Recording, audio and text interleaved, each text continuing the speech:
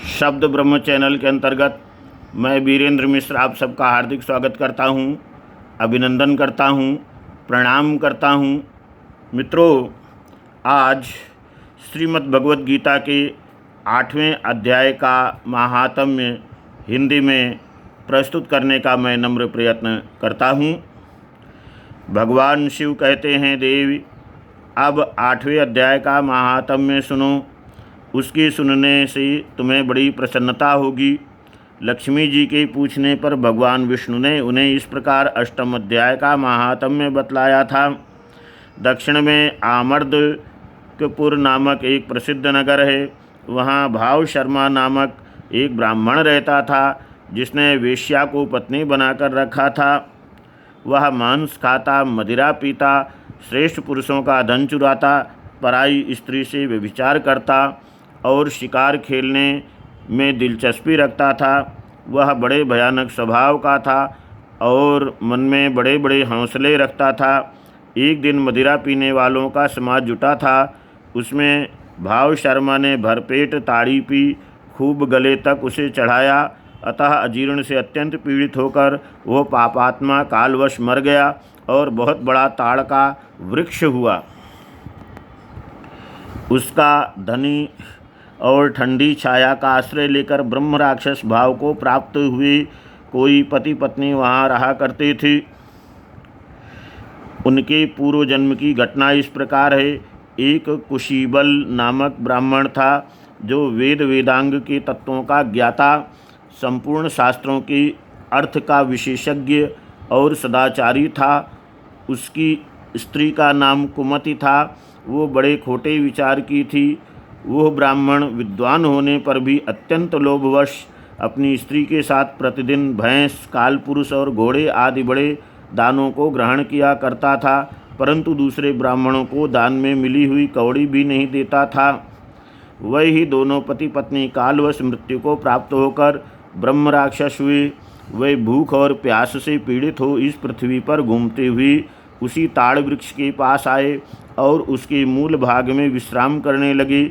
इसके बाद पत्नी ने पति से पूछा, नाथ, हम लोगों का यह महान दुख कैसे दूर होगा तथा इस ब्रह्म राक्षस योनि से किस प्रकार हम दोनों की मुक्ति होगी। तब उस ब्राह्मण ने कहा, ब्रह्म विद्या के उपदेश, अध्यात्म तत्व के विचार और कर्म विधि के ज्ञान बिना किस प्रकार संकट से छुटकारा मिल सकता है। ये सुनकर पत्नी ने पूछा कि तद ब्रह्म किमाध्यात्म किम कर्म पुरुषोत्तम। पुरुषोत्तम वो ब्रह्म क्या है, अध्यात्म क्या है और कर्म कौन सा है। उसकी पत्नी के इतना कहते ही जो आश्चर्य की घटना हुई उसको सुनो।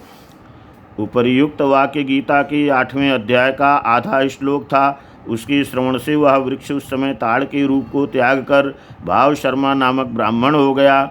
तत्काल ज्ञान होने से विशुद्ध चित्त होकर वह पाप के चोले से मुक्त हो गया तथा उस आधे श्लोक के ही महात्म्य से वे पति पत्नी भी मुक्त हो गए। उनके मुख से दैवात ही 8वें अध्याय का आधा श्लोक निकल पड़ा। तदनंतर आकाश से एक दिव्य विमान आया और वे दोनों पति पत्नी उस विमान पर आरूढ़ होकर स्वर्गलोक को चले गए। वहाँ का सारा वृत्तांत अत्यंत आश्चर्यजनक था।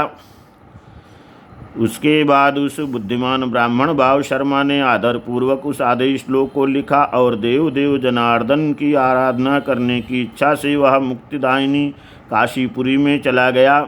वहाँ उस उदार बुद्धि वाले ब्राह्मण ने भारी तपस्या आरंभ की।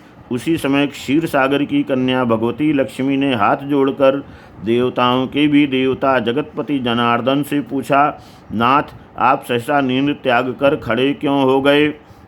श्री भगवान बोले, देवी, काशीपुरी में भागीरथी के तट पर बुद्धिमान ब्राह्मण भाव शर्मा मेरे भक्ति रस से परिपूर्ण होकर अत्यंत कठोर तपस्या कर रहा है। वह अपनी इंद्रियों को वश में करके गीता के 8वें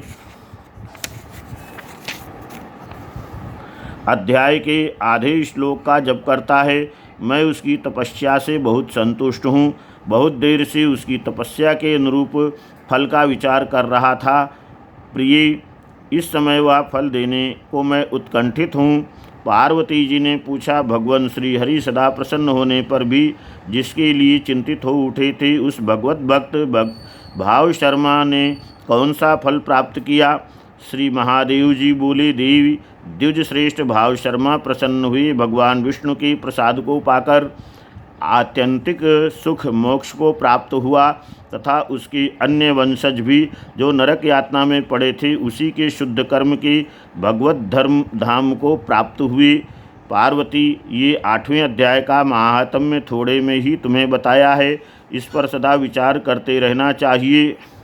मित्रों, यहाँ पर श्रीमद् भगवद गीता के महात्म्य का 8वां अध्याय पूर्ण होता है। आप अपने अमूल्य विचार हम तक ज़रूर भेज सकते हैं, व्हाट्सएप पर भी भेज सकते हैं। मेरा नंबर 9898282385 है। आप सबको एक बार फिर से जय द्वारकाधीश, जय श्री कृष्ण।